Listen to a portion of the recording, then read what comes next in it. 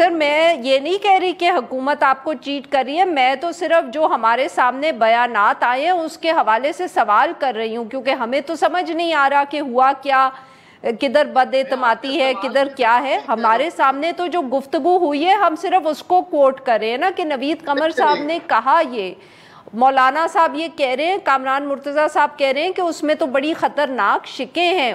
उनको किसी ने ये नहीं कहा कि वो गलत कह रहे हैं, तो फिर हम तो यही समझेंगे कि जो कामरान मुर्तज़ा साहब ने बात की है वो सही की है। नहीं, सही की होगी।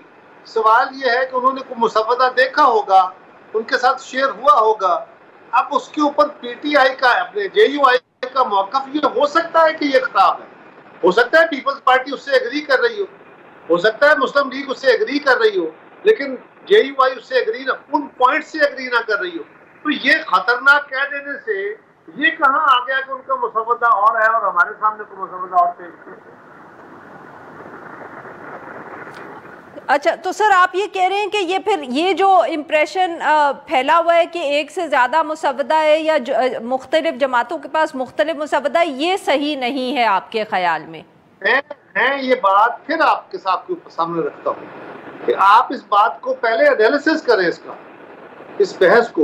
ये तो हमारा अजाब हो गया कि फलाने कह दिया, फलाने कह दिया, छोड़ दें उसको। आप जरा गौर करें, हुकूमत ने एक बिल पास कराना है, उसका एक मुसव्वदा तैयार किया है, उस पर जमातों का इत्तेफाक नहीं है।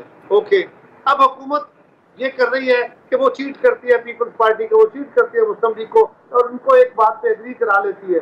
लेकिन जिस दिन ये कैबिनेट से पास होना है, जिस दिन ये टेबल होना है एजेंडे के तौर पे, उस दिन तो जमातों को पता चल जाएगा कि हमारे साथ हाथ हो गया, हमारे साथ तो चीटिंग की गई है।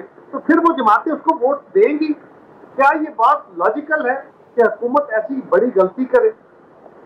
मेरी नजर में तो कभी ऐसे इसका कोई गुंजाइश ही नहीं।